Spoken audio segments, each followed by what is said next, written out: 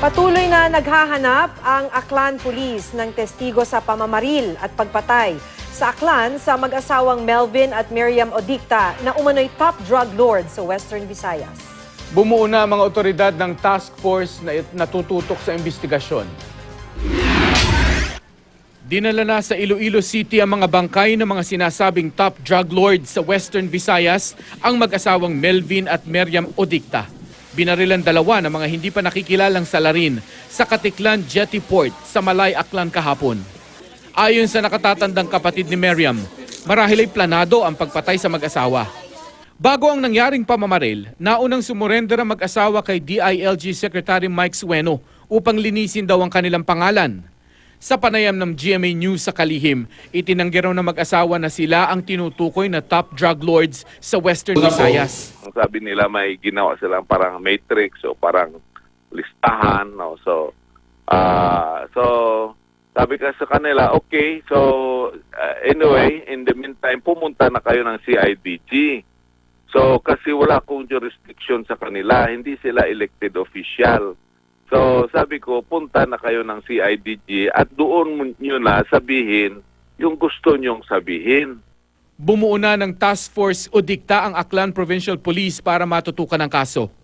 Sa inisyal nilang pagsisiyasat, naniniwala ang pulisya na hinintay ng nag-iisang gunman ang mag-asawa sa Jetty Port. Mayroon din daw silang hawak na witness na nagsasabing mag-isa lang ang bumaril sa mag-asawa. Sa Surigao City, napatay sa buy-bust operation ng isang dating pulis na tulak umano ng droga. Dead on the spot matapos umanong manlaban sa mga pulis, si Christopher Reyna na dati raw operatiba ng Surigao del Norte Police.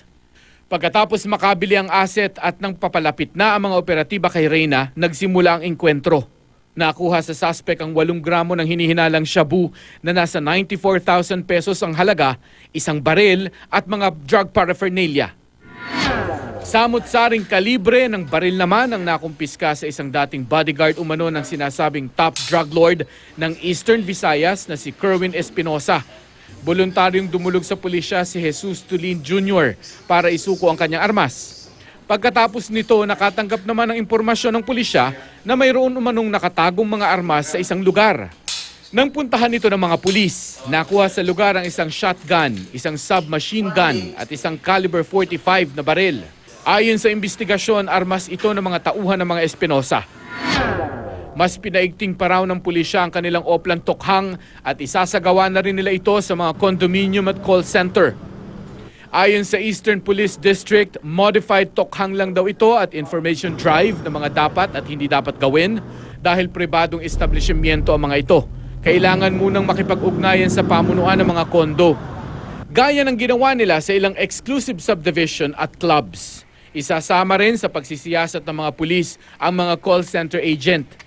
May mga impormasyon daw kasi silang natanggap mula sa mga nahuling drug pusher na marami umano silang parokyano sa call centers.